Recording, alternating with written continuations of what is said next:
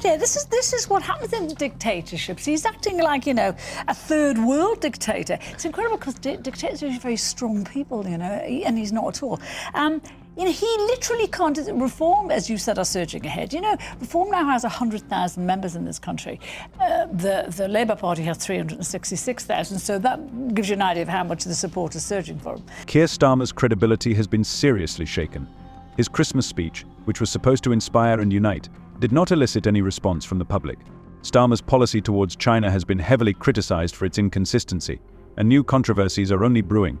Why did his recent actions cause such a stir? Let's find out exactly what went wrong with the leader of the Labour Party. You probably think that a Christmas speech is a simple task, an opportunity to bring people together and cheer them up during the holidays. But for our Labour leader, it turned out to be completely different. His speech, which was supposed to be a bright and unifying address, came out flatter than a deflated Christmas pudding. How could this happen? Because he completely ignored the most important issues that concern people in their daily lives. And I think, you know, Harriet Harman at the weekend, I mean, that is pot calling the kettle black here. She said reform is a threat to democracy. What the Labour Party do now is a huge threat to democracy. And interesting, a couple of days before that, Harman had been on another show and she had praised reform and said they were surging ahead and were actually a danger to Labour. And that is absolutely true. And Labour have seen this. They know what's happening. They, you know, the Reform Party is what happens in a country where the ruling party is not listening to the needs and the wants of the electorate. And you pointed out the most unpopular Prime Minister in modern history. That's the thing. While Starmer was immersed in discussing peace in the Middle East and expressing gratitude to the workers, he unfortunately completely forgot about the real troubles that people face. The cost of living crisis has become a real challenge for many families, and it is difficult for them to provide themselves with food, let alone buy Christmas gifts.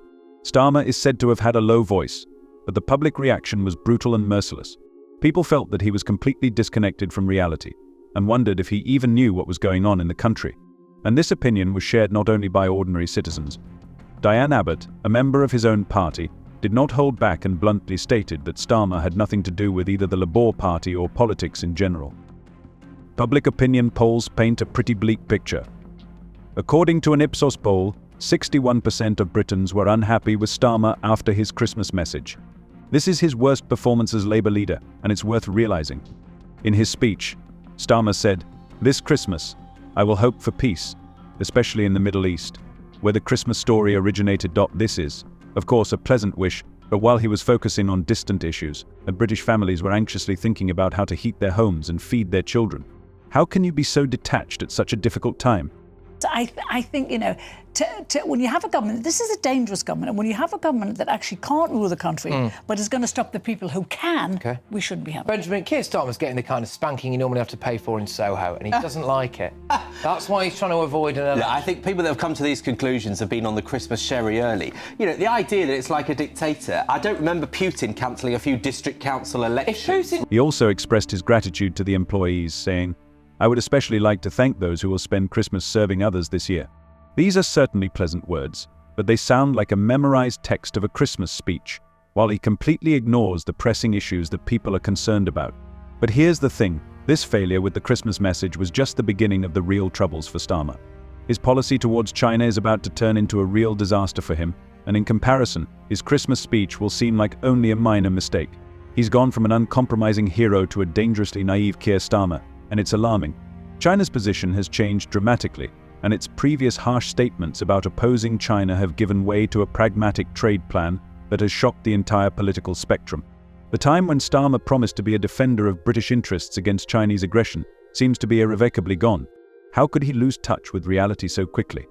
The Reverend Starmer has announced his reset, which must not be called that, but something else. For what is in a name, that which we call a reset, by any other name would smell as sweet.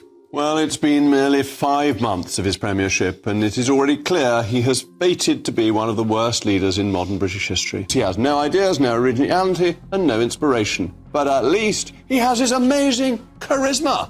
3, 2, 1.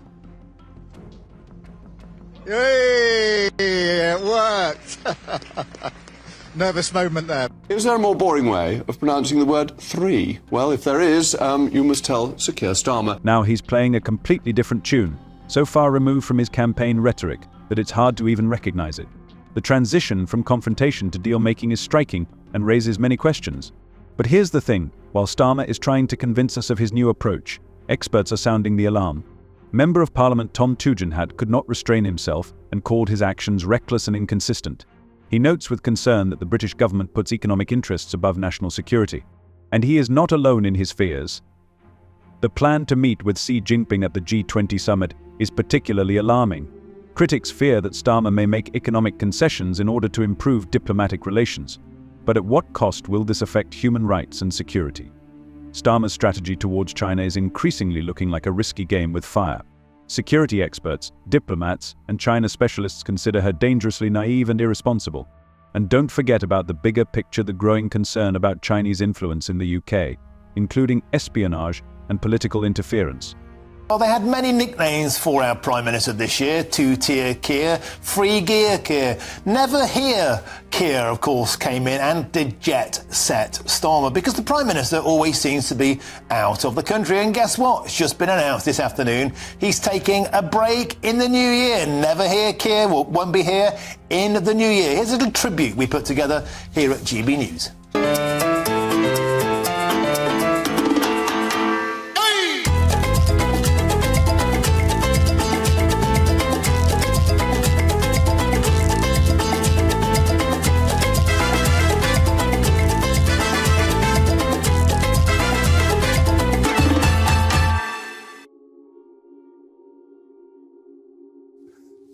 That's it, I love that. All it's missing is the panpipes, beautiful work. We're having a bit of a joke, but of course the Prime Minister does seem to have more air miles than Richard Branson. While the UK government's inaction on China's intervention is already attracting attention, Starmer's new approach seems to be creating even more problems and causing real concern.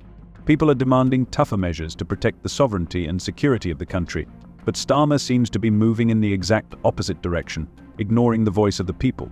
And if you think China's political upheaval is shocking, wait until you learn about its secret deal with the Chagos Islands. This is a completely different story, which can cause serious unrest and discontent. Starmer's fiasco on the Chagos Islands is a prime example of his complete inability in the field of foreign policy. He proposed to transfer sovereignty over the strategically important islands to Mauritius, while for some reason, believing that he would be able to maintain control over the Igo Garcia military base. This is simply absurd. It seems that he does not understand what sovereignty is, and what consequences such decisions can have. But here's the problem. The Prime Minister of Mauritius has strongly rejected the deal, expressing dissatisfaction with financial compensation and benefits for his country. Thus, Starmer managed to upset everyone without even making a deal. Our Prime Minister is reportedly worth close to £8 million. He also has a joint household income with his wife of close to £200,000 a year.